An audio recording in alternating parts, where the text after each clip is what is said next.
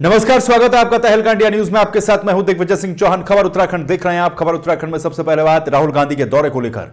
राहुल गांधी का दौरा, उत्तराखंड का दौरा संपन्न हो चुका है। राहुल गांधी उत्तराखंड पहुंचे। उत्तराखंड पहुंचकर राहुल गांधी ने देहरादून में एक जनसभा को संबोधित किया, जिसके लिए कांग्रेस कार्यकर्ता, पदाधिकारी और तमाम कांग्रेसी पलक बिछाए बैठे हुए थे। वो पल कांग्रेसियों के लिए आखिरकार आ गया जब राहुल गांधी जौलीग्रांट एयरपोर्ट पहुंचे और जौलीग्रांट एयरपोर्ट से हेलीकॉप्टर के जरिए परेड ग्राउंड पहुंचे। परेड ग्राउंड पर पहले से ही तमाम कांग्रेस की प्रदेश कार्यकारिणी और कांग्रेस के तमाम दिग्गज नेता उनका स्वागत करने के लिए वहां पर मौजूद थे।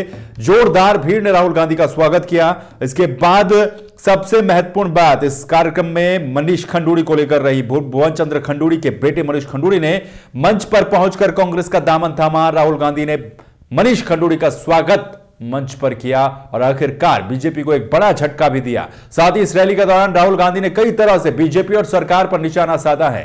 राहुल गांधी ने स्पष्ट कहा है कि जब पुलवामा हमला हुआ था तब प्रधानमंत्री मोदी अपनी शूटिंग में व्यस्त थे, जबकि उन्होंने अपने सारे कार्यक्रम रद्द कर दिए थे। इसके बाद राहुल गांधी शहीद के परिजनों से भी देहरादून में मिले और आपको बता दें कि तमाम नेताओं ने यहां पर राहुल गांधी की इस रैली में इसको ऐतिहासिक बनाने में कोई कसर नहीं छोड़ी और सबने एक सुर में कहा कि कांग्रेस इस साल यानी 2019 में केंद्र में सरकार बनाएगी। और उत्तराखंड को लेकर साफ तौर पर राहुल गांधी ने कहा कि उत्तराखंड की पवित्र भूमि में आकर मुझे अच्छा लगता है। तीनों सेनाओं में उत्तराखंड के सबसे ज्यादा जवान होते हैं, यानी कि राहुल गांधी ने फोकस जवानों और सेना पर भी खूब उत्तराखंड में रखा। तो वहीं दूसरी तरफ मनीष खंडूड़ी और बीएसपी नेताओं का भी कांग्रेस में स्वागत इस दौरान किया गया। बीजेपी के सब एमपीज ने लोकसभा में नरेंद्र मोदी की ओर देखकर यूं ताली बजाई, तर तर तर तर तर तर तर तर तर 5 मिनट। मैंने खारगे जी से पूछा, भैया क्या हो गया, क्या बोल दिया इसने? ये 5 मिनट ताली बजा रहे हैं। खारगे जी ने बोला, पीयूष गोयल ने अनाउंसमेंट किया है कि हिंदुस्तान के किसान को दिन के 3.5 रुपए देने जा रहे हैं। नरेंद्र मोदी ने हिंदुस्तान के किसान को दिन के 3.5 रुपए दिए और बीजेपी के सब एमपी ने 5 मिनट उनकी ओर देखकर ताली बजाई। शर्म आनी चाहिए आपको। उसको आप 30,000 करोड़ रुपए देते हो चोर को।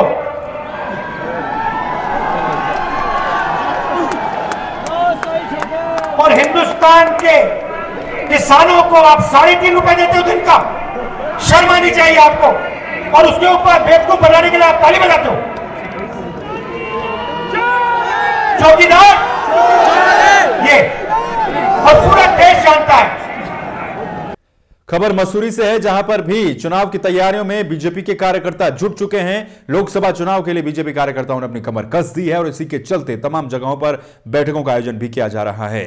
शनिवार को विधायक गणेश जोशी ने बीजेपी मंडल के पदाधिकारियों और कार्यकर्ताओं की बैठक ली। बैठक में विधायक जोशी ने सभी पदाधिकारियों और कार्यकर्ताओं से बूथ स्तर पर काम करने की अपील की। साथ ही जन जन तक मोदी सरकार के कार्यों और योजनाओं की जानकारी देने की बात भी कही। वहीं उन्होंने मनीष खंडूड़ी के कांग्रेस में शामिल होने पर चुटकी ली। उन्होंने कहा कि यह मनीष का आत्मदाह करने वाला कदम है। मनीष जी ने एक आत्महत्या करने का प्रयास किया है और अभी भी समय है, उनको चेत जाना चाहिए। और लेकिन भारतीय जनता पार्टी की इससे कोई फर्क नहीं पड़ने वाला है, क्योंकि माननीय खंडूड़ी जी का बयान आपने देखा होगा कि वो हमारे नेता हैं।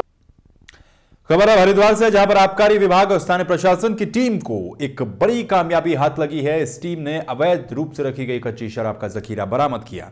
आपको हम बता दें, यह पूरा मामला हरिद्वार का है, जहां पर इस संयुक्त टीम ने वन विभाग और आबकारी विभाग की संयुक्त टीम ने छापे मारकर मुखबिर की सूचना पर पथरी डेरा क्षेत्र के जंगलों में दबाया गया करीब 1000 किलो लहन को नष्ट किया है।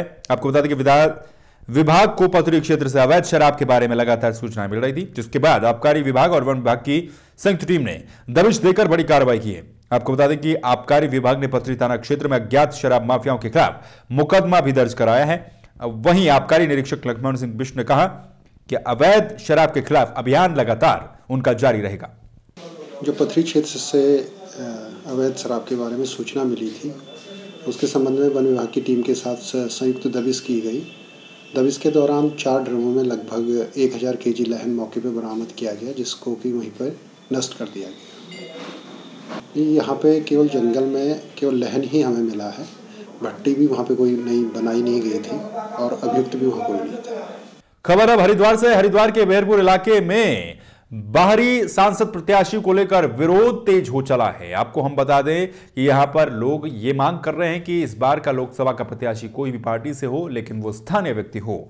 बाहरी प्रत्याशी का जोरदार विरोध यहां पर ग्रामीण कर रहे हैं। फैदपुर के ग्रामीण अब कुंवर प्रणब सिंह चैंपियन के समर्थन में उतर आए। ग्रामीणों ने आरोप भी लगाया है कि बाहरी प्रत्याशियों ने 5 साल तक सिर्फ अपने लिए ही काम किया है, कभी भी ग्रामीणों की सूद नहीं ली। इसीलिए इस बार क्षेत्र प्रत्याशी को ही लोकसभा सीट पर जिताया जाए।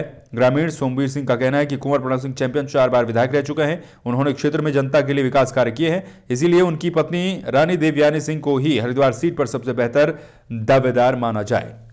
हम ये चाहते हैं कि हमारे क्षेत्र का प्रत्याशी हो और हमारा स्थानीय आदमी हो जो हमारे हर टाइम हर वक्त हमारे साथ खड़ा हो। प्रणब सिंह चैंपियन है जो 4 बार विधायक रह चुके हैं और ये हर आदमी के सुख दुख में हर आदमी के साथ इकट्ठे खड़े हुए हैं, साथ चले हैं। इनके पापा भी बहुत सज्जन आदमी हैं और हर आदमी के साथ इकट्ठे एक साथ मिलकर चले हैं। ये विधायक रहे हैं ससुर।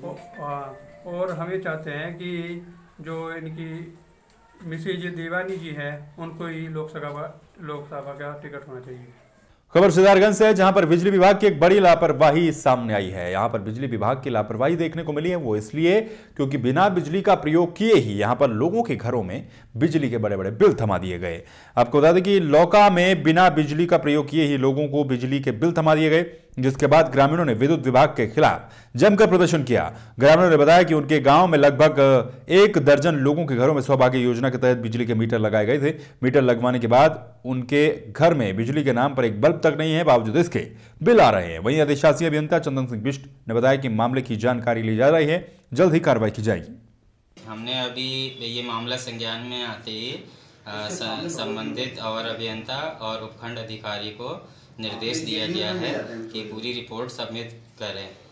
जैसे रिपोर्ट आएगी उसी के अनुसार कार्रवाई सुनिश्चित की जाएगी। बिल दे के बता के चले गए, अब किधर दे, हम गरीब आदमी हैं। तो नहीं जली, हमने बल्ब नहीं देखा जो जला हो या कोई उन्हें तार नहीं लगा दी तो कहाँ मीटर में तार जाए दिया गया। हाँ बिल पहले आ गया, तार लगी नहीं है। खबर उत्तराखंड के इस बुलेटिन में यहां पर रुक रहे हैं एक छोटे से ब्रेक के लिए, लेकिन ब्रेक के उस पार भी खबरों का सिलसिला जारी रहेगा।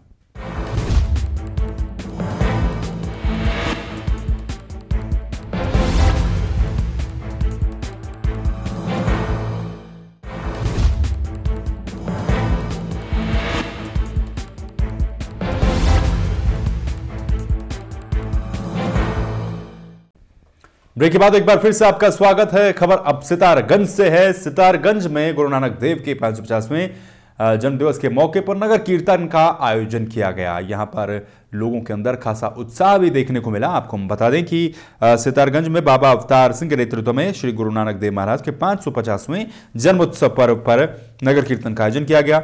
नगर कीर्तन में सैकड़ों संगत घोड़ों और हाथियों पर सवार होकर सितारगंज नगर में भ्रमण करते हुए नानक मत्ता साहिब पहुंचे, जहां पर आखिरी अरदास के साथ इस शोभा यात्रा का समापन किया गया। संत बाबा अवतार सिंह द्वारा हर साल बाबा मनोहर सिंह के डेरे पे हर साल शहीदों की शहादत मनाई जाती है, जिसमें परसों से लेके कल भोग पड़े हैं। और नगर कीर्तन जो आज अपने बाबा मनोहर सिंह के डेरे से नानमत्ता साहब तक जाएगा और संगत बड़ी बढ़ चढ़ के साथ जा रही है। और ये संत बाबा मनोहर सिंह की शहादत जो हुई उसके याद में हर साल ये नगर कीर्तन भी निकाला जाता है और वहाँ पे अखंड पाठ साहब रखा के उसके भोग। खबर लक्सर से है। लक्सर के मखियाली में एक 29 साल की महिला का गला दबाकर हत्या करने से इलाके में सनसनी फैल गई। आपको हम बता दें ये पूरी वारदात लक्सर से है, जहां पर मखियाली कला गांव में 29 वर्षीय विवाहिता का गला दबाकर हत्या करने का सनसनीखेज मामला सामने आया है। विवाहिता के मायके वालों ने विवाहिता के पति, ससुर और 2 अन्य ससुराल वालों पर हत्या का आरोप लगाया है। विवाहिता के पिता ने बताया कि शादी के बाद से ही उसके ससुराल वाले उसे प्रताड़ित करने लगे थे। सीओ राजन सिंह का कहना है कि पूरे मामले की छानबीन की जा रही है। मामले में विविध रूप से कार्रवाई की जाएगी। इसके साथ एक जान से मारी गई। किसने मारा? ये 4 लोग थे, एक जाहिद, एक फुरकान और एक सरबज्जी घरवाली, एक मेहरबान, ये लोग थे। कौन है इसके क्या लगते हैं? एक इसका मालिक और एक इसका ससुरा और एक फुफुसरा। क्यों मारा इन्होंने? इनमें रंजिश चले जी पहले से ही कुछ। वहीं लक्सर में लोगों को शराब की फैक्ट्री और शुगर मिल से निकलने वाले गंदे पानी से अब निजात मिलने जा रही है। इसके लिए बाकायदा प्रशासन ने एक टीम बनाई है और इस टीम को बनाकर निरीक्षण भी किया गया। आपको बता दें कि जिलाधिकारी के आदेश पर एसडीएम सोहन सिंह ने लक्सर शुगर मिल और शराब फैक्ट्री का निरीक्षण किया। निरीक्षण के दौरान डिस्टिलरी के सभी चारों टैंक गंदे पानी से लबालब भरे पाए। इसके अलावा नारों में भी गंदगी पाई गई। इस दौरान एसडीएम ने मौके पर फैक्ट्री के अधिकारियों को जमकर लताड़ लगाई। एसडीएम ने कहा कि यदि एक सप्ताह के अंदर गंदे पानी और गंदगी का निस्तारण नहीं किया गया तो फैक्ट्रियों के खिलाफ सख्त से सख्त कार्रवाई की जाएगी। पोल्यूशन बोर्ड है, उसके जो नॉर्म्स हैं, निरीक्षण इसलिए किया गया कि उसके जो नॉर्म्स हैं उनका अनुपालन किया जाए और उसी के तहत इनको निर्देशित भी किया गया है कि जितने उनके नॉर्म्स हैं उन्हीं के अनुसार कार्य करें। क्या कोई गंदे पानी और इस तरह की जो गंदगी के बारे में वो थी उस पर कोई कार्रवाई नहीं? इस पे कार्रवाई होगी। हमने इनको बता दिया है कि इन्होंने कहा है कि 10 दिन के अंदर हम जो इनके लगून हैं, 2 जो ओवरफ्लो हैं, उनको खाली करेंगे। अगर ये खाली नहीं होते तो फिर कार्रवाई की जाएगी। तो वहीं रामनगर से खबर है, जहां पर होली का त्यौहार देखते ही रामनगर कॉर्बेट नेशनल पार्क के आसपास के क्षेत्र में हाई अलर्ट जारी कर दिया गया है। आपको हम बता दें कि यहां पर संवेदनशील क्षेत्रों में गश्त बढ़ा दी गई है। कॉर्बेट के निदेशक राहुल ने बताया कि इस सीजन में अब गर्मी भी बढ़ने लगी है, लिहाजा इसलिए वन्यजीव वाटर होल और स्रोतों के आसपास अधिक पाए जाते हैं, जिसको देखते हुए इन्हें भी संवेदनशील माना गया है और स्टाफ को अलर्ट पर रखा गया। साथ ही कर्मचारियों की छुट्टियों पर भी रोक लगा दी गई। होली और आसपास का जो समय है, चूंकि गर्मी अभी बढ़ रही है तो टाइगर रिजर्व की संवेदनशीलता काफ़ी बढ़ जाती है। जो हमारे वाटर होल्स हैं, स्रोत हैं या और भी जो संवेदनशील एरियाज़ हैं उस पर वाइल्ड लाइफ मूवमेंट भी काफ़ी बढ़ जाती है। तो इन सब को ध्यान में रखते हुए हमारी जितनी भी गश्ती टीम है और जितने भी हमारे कर्मचारी हैं वो पूरी तरह से अलर्ट मोड में हैं और किसी विशेष परिस्थितियों में ही क्षेत्र में किसी कर्मचारी को छुट्टियां स्वीकृत की जाएंगी, अदरवाइज सभी जो है अपने कार्य क्षेत्र में कार्यरत रहेंगे। वहीं लक्सर में ही मामूली सी कहासुनी के बाद 3 युवकों ने एक अन्य युवक को चाकू से गोदकर उसे घायल कर दिया, जिसके बाद इस घायल को इलाज के लिए अस्पताल में भर्ती करवाया गया। आपको बता दिए पूरा मामला लक्सर का है, जहां पर मामूली सी कहासुनी के बाद 3 युवकों ने चाकू से गोदकर एक युवक को गंभीर रूप से घायल कर दिया। घायल को उसके दोस्तों ने निजी चिकित्सालय में भर्ती करवाया, जहां पर उसकी हालत चिंताजनक बनी हुई है। घटना की सूचना मिलते ही मौके पर पुलिस पहुंची। फिलहाल पुलिस मामले की जांच में जुटी हुई है। मुझे यहाँ मिले रास्ते पर बालवाड़ी पे तो कहने लगे मेरी चोट लगी और मैं गिर गया, मुझे वहाँ ले गया। चलो तुम ले गए तो इसमें क्या चाकू मारा क्या इसने? मुझे ये नहीं पता जी क्या हुआ, क्या नहीं है, कहने लगे मेरी चोट लगी। तो खबर उत्तराखंड के इस बुलेटिन में फिलहाल के लिए बस इतना ही, लेकिन बाकी खबरों के लिए आप लगातार बने रहिए और देखते रहिए तहलका इंडिया न्यूज। नमस्कार।